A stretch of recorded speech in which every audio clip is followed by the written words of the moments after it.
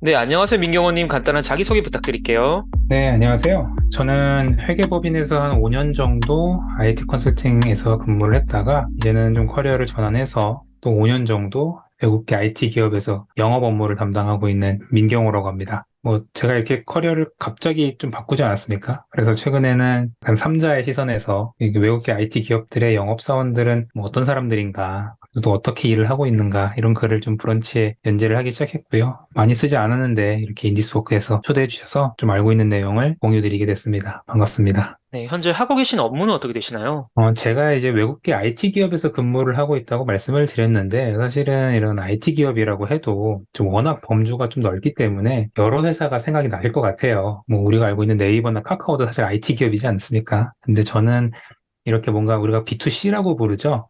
커스터머를 대상으로, 일반 사람들을 대상으로 하는 IT보다도 기업을 대상으로 하는 IT 제품을 판매하는 사람이라고 보시면 됩니다. 사실 기업들도 이제 그런 경영 활동을 하는 데 있어서 이런 IT 인프라를 필요로 하는데요. 그런 기업들이 필요로 하는 IT 제품을 판매를 하고 있고요. 현재는 이제 HPC 클라우드를 다루고 있는 리스케일이라고 하는 그런 프리-IPO 회사에서 근무를 하고 있습니다. 그리고 이전에는 오픈소스 솔루션을 판매하는 레드햇이라고 하는 회사에서 근무를 했었고요. 네, 현재 외국계 IT 기업에서 B2B 서비스를 판매하고 계시다고 말씀 주셨는데, 조금 더 구체적으로 말씀해 주실 수 있을까요? 일단은 산업 측면에서 보면은 저는 어쨌든 클라우드 비즈니스를 하고 있다고 말씀을 드릴 수 있을 것 같아요. 이 클라우드 비즈니스에 대해서 많이 들어보셨을 것 같기는 한데요. 사실 최근 한 10년 정도 되는 IT의 굉장히 굵직한 트렌드라고 말씀을 드릴 수 있을 것 같아요. 근데 이게 사실상 그렇게 생소한 개념은 아니거든요. 예전에는 많이 굉장히 생소해 하셨었는데 클라우드가 뭐야, 구름인가? 이렇게 구름같이 떠 있는 거라고 잘 알 수 없어서 그렇게 말씀을 했는데 사실 우리나라 분들한테는 굉장히 익숙한 개념입니다. 왜냐면은 일단 우리나라 대기업 분들께서 이미 한 30년 전부터 계속 이 클라우드랑 비슷한 개념을 계속 유지를 해오셨거든요. 우리나라에는 이제 SI, 시스템 인투그레이터 같은 서비스를 제공하는 회사들이 있습니다. 예를 들면 삼성 SDS나 LG CNS나 SK CNC나 이런 큰 IT 기업들이 있는데 이런 회사들이 사실상 그룹사에 있는 회사들을 한 번에 모아서 규모의 경제를 이루어 온 거거든요. 그래서 이런 것들이 사실은 이제는 좀 더 공공연하게 좀 비즈니스화가 된 거죠. 그래서 일반 이제 스타트업이나 일반 기업들도 이런 규모의 경제를 이루고 있는 IT 회사들한테 자원을 받아서 쓰고 있고요. 말이 좀 길어졌는데 어쨌든 클라우드에서는 또 여러 가지 생태계가 있습니다. 어떠한 사람들의 IT 인프라를 대리 운영해주고 더 규모의 경제를 통해서 좀 더 저렴하게 서비스를 하는 이 서비스 안에서도 굉장히 여러 가지 제품군들이 있고요. 저는 그 안에서 이런 고성능 컴퓨터를 필요로 하는 연구원분들이나 대학교 분들한테 이 고성능 컴퓨팅 자원을 클라우드 환경에서 쉽게 사용할 수 있는 플랫폼을 판매를 하고 있고요. 굉장히 제한적인 IT 환경에 노출되어 있거든요. 그런 분들이 좀 더 업무를 효율적이고 빠르게 할 수 있도록 하는 클라우드 플랫폼을 판매를 하고 있습니다. 네, 원래는 컨설팅 펌에 계셨다가 외국계 IT 비즈니스로 커리어를 전환하셨다고 말씀 주셨는데요. 왜 커리어를 바꾸게 되신 건지 계기가 있으실까요? 컨설팅 비즈니스도 굉장히 매력적인 비즈니스예요. 왜냐면은 뭔가 어려운 질문에 답을 찾아나가는 그런 성격이다 보니 성장하는 재미가 확실히 있고요. 그리고 어린 나이부터 고객 기업들의 그런 임원급들이 생각하시는 과제들을 푸는 것이니까 굉장히 도전적이거든요. 그런 것들이 성격에 좀 맞았었죠. 근데 사실상은 저는 굉장히 개인적인 생각입니다. No offense인데 조금 더 좀 성장하는 산업에서 일을 하고 싶었어요. 아예 스스로의 성장도 뿐만 아니라 내가 몸담고 있는 산업도 빠르게 성장하는 곳이면 좋겠다. 이런 생각을 많이 했고요. 사실 컨설팅은 어떻게 보면 일종의 인적 서비스거든요. 어떻게 보면 시간이라는 변수에 갇혀져 있습니다. 제 가치가 천정부지로 올라간다고 하더라도 제가 일할 수 있는 시간은 24시간 일하면 안 되겠지만 어쨌든 몇 시간에 고정되어 있는 거잖아요. 그래서 그리고 또 컨설팅이라는 것 자체가 변호사나 의사들처럼 어떤 개인의 뛰어난 역량을 가지고서는 비즈니스를 하는 게 아니라 어떻게 보면은 회사의 방법론, 회사의 레퍼런스, 그리고 같이 일하는 팀원들의 역량까지도 좀 무시할 수 없는 영향을 미치거든요. 그래서 그런 뭔가 개인적으로 생각하는 한계점이나 변동성이 좀 컨설팅 시장을 계속 성장을 방해한다라는 느낌을 많이 받았습니다. 있으면서. 그래서 좀 제가 성장하는 산업으로 가고 싶다라는 생각을 좀 많이 했고요. 그리고 또 그때 개인적인 일이지만 그 당시에 업계 이제 탑티어급 회사분들이랑도 같이 일해본 적이 있었었는데 그분들도 사실 저의 삶과 그렇게 크게 다르지 않더라고요. 시간이 한정돼 있고 풀어야 되는 문제는 많고 맨날 야근하고 근데 이제 제가 뭐 가정도 이루고 하다 보니 삶과 일의 균형을 찾는 과정에서 좀 적합한 비즈니스 모델을 찾지 않았나라는 생각을 좀 해봅니다. 네, 이렇게 영업에 발을 담그게 되셨는데, 처음 영업을 시작할 때는 어떤 기분이셨는지, 아마 취준생분들은 영업이라는 이미지가 주는 두려움도 있거든요. 좀 처음 영업을 시작하셨을 때는 어떤 기분이셨을까요? 크게 다르지 않았던 것 같아요. 영업하면 뭔가 좀 무서운 이미지잖아요. 그렇게 무섭다는 말이 좀 치상적인데 뭐 맨날 뭐 고객사 가서 막 이렇게 열심히 굽신굽신하고 실적 못 채워서 어떻게 재떨이라도 맞는 거 아닌가 뭐 그런 TV 속 이미지를 물론 지금도 뭐 그런 압박을 뭐 감당된다는 건 아닙니다만 그런 게 아닌가 생각을 했는데 사실상은 제가 깨달은 바는 여기도 이제 사람 사는 곳이다 보니까요. 영업이라는 직무가 꼭 영업 사원만이 하는 게 아니더라고요. 왜냐면은 저희는 이제 회사의 제품을 판매를 하고 있기 때문에 고객분들은 사실 영업사원보다도 회사 제품을 먼저 만나게 되거든요. 그래서 영업사원들은 그래서 그렇게 들어온 고객분들이 제품의 가치를 더 잘 느낄 수 있도록 도와주고 뭐 필요한 정보도 제공하고 구매도 좀 편하게 해주는 그런 정도의 역할을 한다라고 생각을 해요. 그리고 또 제가 와서 또 많이 깨달았던 거는 여기도 이제 회사라는 거죠. 이 회사는 사실상은 어떤 직원 한 명에게 디펜던시가 있으면 안 되는 거거든요. 그렇다 보니까 이 회사의 시스템 속에서도 영업이 계속 진행이 됩니다. 그래서 물론 고객의 말을 좀 잘 듣고 좀 빠릿빠릿하게 움직이고 공부도 많이 하고 이런 영업사원분들이 당연히 실적은 더 높습니다. 근데 회사는 또 그 외에 별개로도 영업사원들을 교육하고 뭐 제품을 잘 팔 수 있도록 프로세스를 정형화하고 또 평가하는 시스템 별도로 두면서 좀 회사가 어느 정도 영업사원들을 많이 지원하는 게 있다라는 게 제가 잘 몰랐던 세계였던 거죠. 그래서 영업을 처음 시작하시는 분들도 너무 걱정하지 말라는 말씀을 좀 드리고 싶습니다. 지금은 외국계 IT 기업에서 영업을 수행하고 계신데, 어떠한 프로세스로 영업이 진행될까요? 제가 쓴 글에서도 뭔가 이렇게 있어 보이게 프리세일즈, 세일즈, 포스트 세일즈 이런 식으로 3단계로 좀 분리를 해서 뭐 말씀을 드리긴 했는데 사실 이게 일반적인 사람들이 물건을 사는 거랑 똑같거든요. 뭐 저희 뭐 인스타그램이나 이런 SNS에서 뭔가 이렇게 넘기다 보면 요즘 쇼츠나 이런 거 많이 보잖아요. 넘기다 보면 광고들이 나오는데 뭐 그런 거 들어가다가 제품을 사본 거 뭐 이런 경험들이 있으실지 모르겠습니다만 이런 거랑 똑같다고 저는 생각을 해요. 처음에는 고객들한테 노출을 하는 거죠. 우리가 이런 제품이 있습니다. 혹시 이렇진 않나요? 하면서 메시지를 던져보는 거죠. 이제 프리세일 단계라고 저는 생각을 하고요. 그럼 저희가 그런 제품들을 보고서는 한번 제품 페이지로 들어가죠. 그래서 내가 이게 진짜 좋은 제품인지 아닌지를 계속 검증하고 확인하는 작업을 들어갑니다. 이것들을 도와주는 게 저는 세일즈라고 생각을 하고요. 그것만으로 끝나지 않죠. 이분들이 이제 고객이 이제, 이제 정보를 많이 얻었고 괜찮은 것 같아 하고서는 구매 결정을 했었을 때 이제 그 고객이 제품을 받아볼 수 있는 데까지 뭐 택배를 붙이고 그 제품을 받았는지 확인하고 그 사람들이 혹시나 불량이나 이런 게 없는지 확인하는 것까지 해서 이제 포스트 세일즈라고 부르는데 이런 것들이 똑같습니다. IT 겹도 전부 다 똑같고요. 그래서 영업사원들은 이런 프리세일즈, 세일즈, 포스트 세일즈, 뭐 고객의 그런 구매 프로세스를 전반적으로 관리하고 좀 책임을 져야 되는, 책임까지 져야 되나? 근데 어쨌든 관심을 가지고 계속 모니터링을 해야 되는 그런 역할을 수행한다고 저는 생각을 합니다. 네, 이렇게 외국계 기업에서 영업을 수행하다 보면은 여러 가지 에피소드도 있을 것 같은데, 뭐 재밌었던 에피소드나 기억에 남는 일이 있으실까요?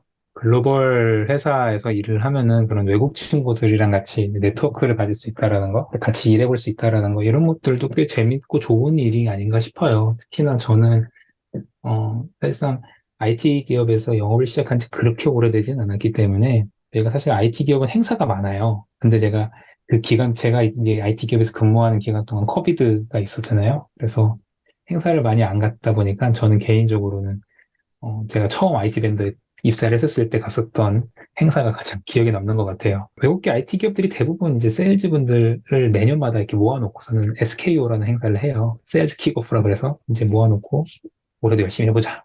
올해 우리가 이렇게 한번 팔아보자. 그리고 작년에 한 해 고생했어. 뭐 이런 행사를 이렇게 가지는데 그때 이제 온라인에서만 봤던 친구들도 만나고 외국 나가서 동료들과 이제 재밌는 경험도 해보고 뭐 이런 재미가 있었던 것 같아요. 그래서 첫 해는 제가 상하이로 SKU로 갔었고, 두 번째는 싱가포르로 원래 계획이 돼 있었었는데, 그때 마침 제가 행사를 했던 그 행사장에서 이제 코비드 19이 이제 나왔다 그래서 취소가 됐죠. 그래서 그 뒤로도 한참 못 갔던 것 같아요.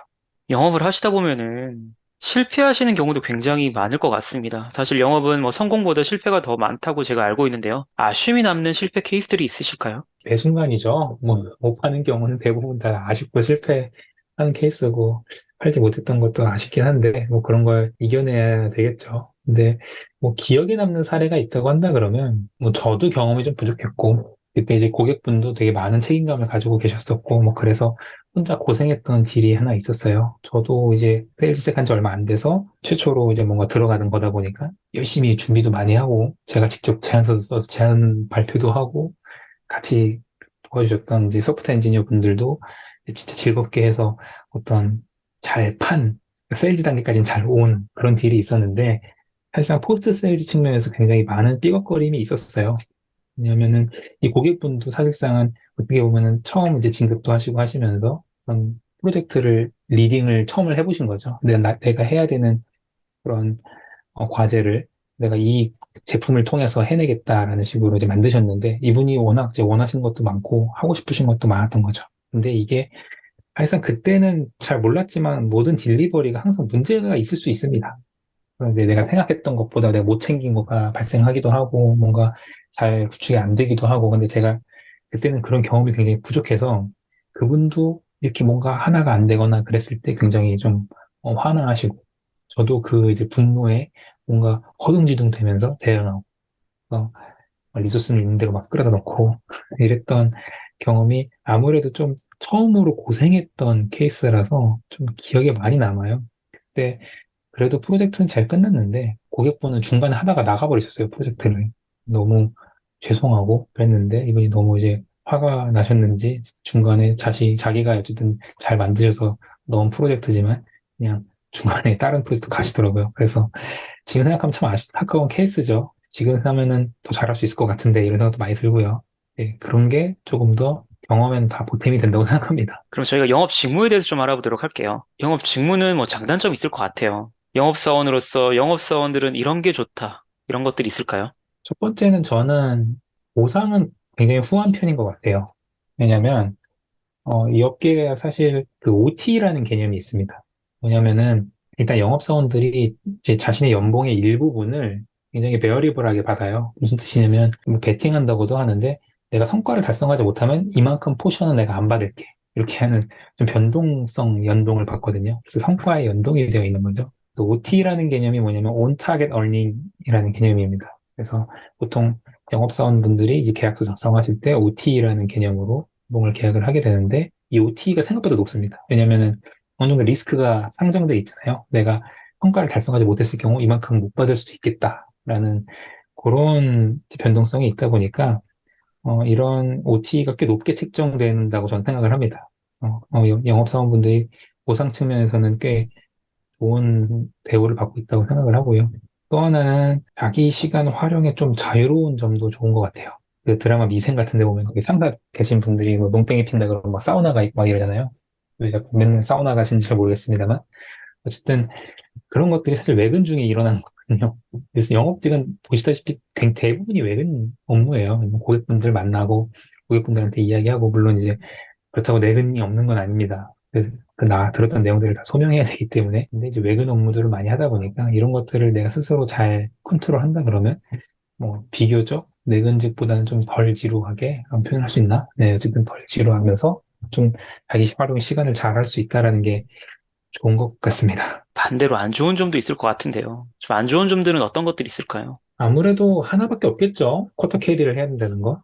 네, 이제 쿼터 캐리가 이제 자신한테 어쨌든 아까 말씀드렸던 것처럼 이제 연봉을 베팅하는 거다 보니까 이 베팅한 거에 대해서 이제 쿼터라는 걸 줍니다. 자, 어떻게 보면은 목표치죠. 내가 해야 되는 매출 목표를 좀 주는 건데 이런 게 좀 압박이 되죠. 그럼에도 불구하고 그래도 내가 못하면은 단순히 그냥 회사에서 혼이 나는 수준이 아니라 내가 계획했던 연봉을 못 받는 수도 있는 거니까요. 그래서 그리고 이런 것들이 좀 내가 좀 팔로우업 해야 되는 고객이 없다든지 이럴 때 정말 압박이 됩니다. 어떻게 돈을 벌어올지. 이럴 때 저는 사실 이런 것들 다 제가 예전에 했던 컨설팅이랑 좀 비슷한 측면이 있는 것 같아요. 왜냐하면 컨설팅도 나한테 뭔가 되게 어려운 주제가 떨어질 때가 있거든요. 이걸 어떻게 풀어야 되나, 이 문제를. 이 고객도 풀기 어려운 문제를 어떻게 풀어야 되나, 이런 것들이 있거든요. 근데 이럴 때는 뭐 지푸라기라도 잡는 심정으로 업을 하는 거죠. 이런 사람한테 만나고 하는 것처럼 영업들도 비슷한 것 같아요. 숫자가 부족하면 직접 나가서 마케팅도 해야 되고 이 사람 저 사람 만나면서 계속 연결을 해서 새로운 고객도 만들어야 되는 거고 있는 거 같고요. 그래서 저는 뭐 지금도 프리-IPO 회사에 있지만 가끔은 전단지도 돌려야 되나 이런 생각할 때가 있습니다. 그만큼 숫자에 대한 압박 같은 게 조금 그래도 영업사원들이 갖고 있는 기본적인 듀티이자 뭔가 좀 단점이라고 말하면 좀 그렇지만 어쨌든 회사에서 일하기 힘든 점이라고 생각이 듭니다. 외국계 IT 기업의 영업 직무를 준비하시는 취준생분들이 가장 갖춰야 될 역량들은 어떤 것들이 있을까요? 글쎄요, 요즘 제가 사실상은, 예전에는 이제 뭐 IBM이나 HP 같은 큰 이제 규모의 매출을 갖고 계시는 인프라 회사들이 신입사원들을 모집을 해서 가르치고 또 시장에 또 풀어놓고 그런 분들이 또 생태계를 이루고 이런 게 좀 많은 구조였는데 요즘엔 어떨지 잘 모르겠어요. 요즘엔 신입사원분들 보기가 참 어려운 것 같기는 해요. 근데 뭐 그럼에도 불구하고 뭐 AWS나 마이크로소프트 같은 기업들이 신입사원들을 모집을 하고 있으니까요. 포기하지 마시고요. 아무래도 근데 영업 직무에서 가장 중요한 역량은 커뮤니케이션 스킬이 아닐까 해요. 그거는 아마 많은 선배님들도 부정하지는 못할 거라고 생각을 합니다. 그래서 고객의 말을 잘 듣고 정확하게 분석하고 원하는 것을 전달할 수 있는가. 그리고 혹은 정보가 부족하다면 내가 그분한테 잘 물어볼 수 있는가. 이게 사실 굉장히 쉽지가 않거든요. 요즘 뭐 전화 거는 것도 공포감이 있다. 뭐 MZ세대는, MZ세대 말까지 쓰고 싶지만, 어쨌든, 네, 그런 말도 있는 것처럼 사람들한테 뭔가 물어보고 대답하고 커뮤니케이션 하는 것들도 사실 굉장히 어렵거든요. 근데 이런 것들은 영업 직무에서는 어느 정도 필수적인 요소라고 생각을 하고요. 또 한편으로 커뮤니케이션 스킬이 왜 중요하냐면 회사에서 어쨌든 딜을 어떻게 관리해야 되는가 뭐 이런 측면에서 여러 가지 방법론을 제시를 합니다. 아까 말씀드렸던 것처럼 회사가 어느 정도 영업사원들의 정형화된 프로세스를 관리를 하거든요. 근데 그럴 때 있을 때뭐 예를 들면 대표적으로 메딕이라고 하는 뭐 프레임워크도 있는데 누가 내 제품을 사는가, 매트릭, 그리고 누가 뭐 이코노미 바이어, 누가 나의 의사결정자고 누가 나의 제품을 구매를 하는가, 누가 무엇이 내 제품을 구매하게 만든 요소인가 이런 것들을 이제 식별하라고 회사가 제시를 해줍니다. 근데 이거가 사실상 뚝 떨어지는 건 아니고 내가 고객들의 말을 잘 듣고 혹은 내가 필요한 정보를 고객한테 얻어내야 되는 작업들이거든요. 그래서 이 메딕 같은 걸 다 채워넣는 이런 것들이 굉장히 중요한데 이런 측면에서 커뮤니케이션 스킬이 또 굉장히 중요한 것 같고요. 사실상은 글쎄요, 이거를 뭐 어떻게 아마 이런 거 어떻게 그런 걸 늘릴 수 있나요? 이런 것도 궁금하시지 않을까 싶은데 사실 제가 컨설팅에 있었을 때는 이런 것들을 많이 훈련 받았고 제 후배들한테도 훈련시키고 이렇게 많이 했던 것 같아요. 예를 들면 두발식으로 대답을 한다라든지 MEC하게 컨설팅 용어로 MEC라는 단어가 있는데 그렇게 사고하게 같은 연습들인데 뭐 이런 것들도 굉장히 커뮤니케이션 하는데 좋은 훈련이 될 수 있을 것 같고요. 굳이 생각하면 뭔가 논술 준비하는 느낌이라고 해야 되나? 이렇게 약간 사람이 원하는 걸 잘 캐치내는 연습이 중요할 것 같습니다. 그리고 외국계 IT는 사실 영어를 잘하면 굉장히 유리합니다. 이건 부정할 수가 없거든요. 뭐냐면은 뭐 한국 기업에서 말하면 당연히 한국말 잘해야 되는 것처럼 한국 기업의 대부분의 매니저들은 다 한국 사람이잖아요. 그래서 한국말을 잘해야 되듯이 외국계 기업의 높으신 임원들은 다 영어를 씁니다. 그래서 기본적인 커뮤니케이션 스킬은 굉장히 중요한 것 같아요. 이거는 필수적인 건 아닌데 굉장히 갖고 있으면은 유리한 중요한 요소기도 하고 영어 면접을 보는 데도 꽤 많을 거예요. 면접도 많이 보실 것 같은데, 면접 시 가장 많이 물어보는 질문은 어떤 것들이 있을까요? 제가 인터뷰로 들어가기엔 좀 경력이 좀 부족한 것 같고요. 그 인터뷰 2로 많이 들어갔을 때 경험을 좀 말씀드리면 좋을 것 같아요. 근데 일단 경력자들은 뭐 그 회사의 제품에 관심이 있는지, 적당한 인사이트가 있는지, 뭐 이런 것들이 굉장히 중요할 것 같아요. 그래서 영업사원들도 PT 면접을 보기도 하거든요. 근데 그 PT 면접의 주제는 이제 어카운트 플래닝이라 그래서 내가 어떠한 특정한 고객사한테 우리 제품을 어떻게 팔 것이다. 이런 것들을 발표하는 그런 자리라고 생각을 합니다. 그런 것들이 다, 아, 우리 회사에 얼마나 관심이 있는가.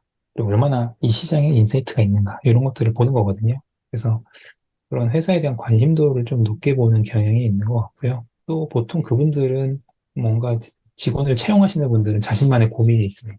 예를 들면 어떤 특정 시장에 꼭 진출을 해야 되는데 내가 어떤 영업사원을 뽑으면 진출할 수 있을까? 아니면 지금 사원들을 어떻게 갈 수 있을까?